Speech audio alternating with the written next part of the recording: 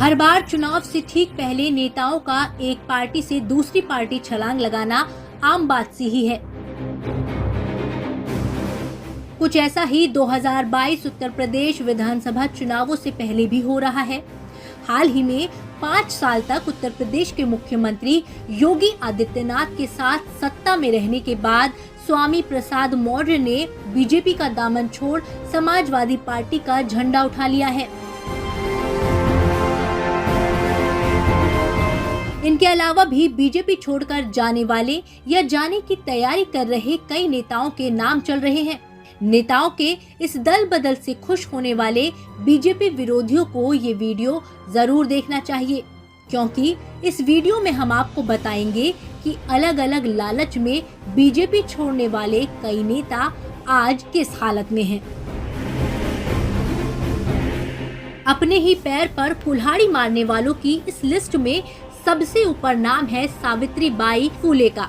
साल 2014 की मोदी लहर में ये उत्तर प्रदेश के बहराइच लोकसभा सीट से बीजेपी के टिकट पर चुनाव लड़ी और करीब 4 लाख से भी ज्यादा वोटों से जीत दर्ज करवाई। लेकिन 2019 में सावित्रीबाई बीजेपी से कांग्रेस में चली गई।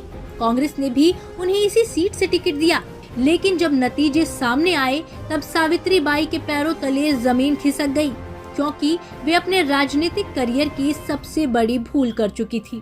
2014 में मोदी लहर की आड़ में 5 लाख से भी ज्यादा वोटों से जीत दर्ज करवाने वाली सावित्रीबाई 2019 में महज 34,000 वोटों पर ही सिमट गई और उनकी जमानत तक जब्त हो गई।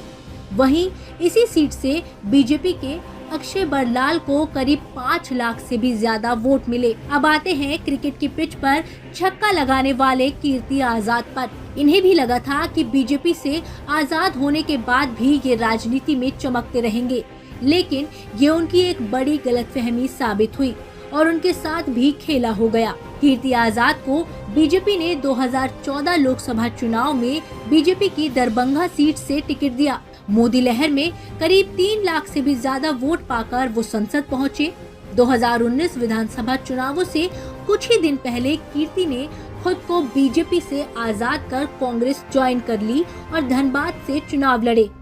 कीर्ति आजाद को सदमा तो तब लगा जब इसी सीट से बीजेपी के उम्मीदवार पशुपतिनाथ सिंह को रिकॉर्ड 8 लाख से भी ज्यादा वोट मिले और उनको इसके आधे वोट तक नहीं मिले।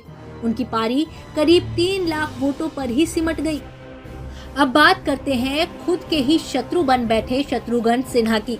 2014 के लोकसभा चुनावों में बीजेपी ने बिहार की पटना साहिब सीट से इन्हें टिकट दिया और शत्रुघ्न सिन्हा यहां से 4 लाख से भी ज्यादा वोट हासिल कर संसद तक पहुंचे। लेकिन 2019 आते आते उन्हें वही बीजेपी खटकने लगी और उन्होंने भी पाला बदल कांग्रेस ज्वाइन कर ली। कांग्रेस ने भी उन्हें पटना साहिब सीट से ही उतारा, लेकिन इस बार शत्रुघ्न सिन्हा वहां से खड़े उनकी पुरानी पार्टी यानी बीजेपी के प्रत्याशी रविशंकर प्रसाद के आगे टिक भी न पाए। रविशंकर प्रसाद को 6 लाख से भी ज्यादा के रिकॉर्ड वोट मिले और शत्रुघ्न सिन्हा को इसके आधे यानी करीब 3 लाख वोट मिले। अब बात करते हैं उदित राज की। 2014 में बीजेपी ने इन्हें दिल्ली की नॉर्थ वेस्ट सीट से टिकट दिया। मोदी लहर में ये भी जीत गए, लेकिन 2019 में इन्हें कांग्रेस पसंद आने लगी और इन्होंने बीजेपी छोड़ कांग्रेस ज्वाइन कर ली। उसके बाद इस सीट से बीजेपी के टिकट पर हंसराज हंस चुनाव लड़े और रिकॉर्ड 8,48,000 वोटों से जीत दर्ज करवाई।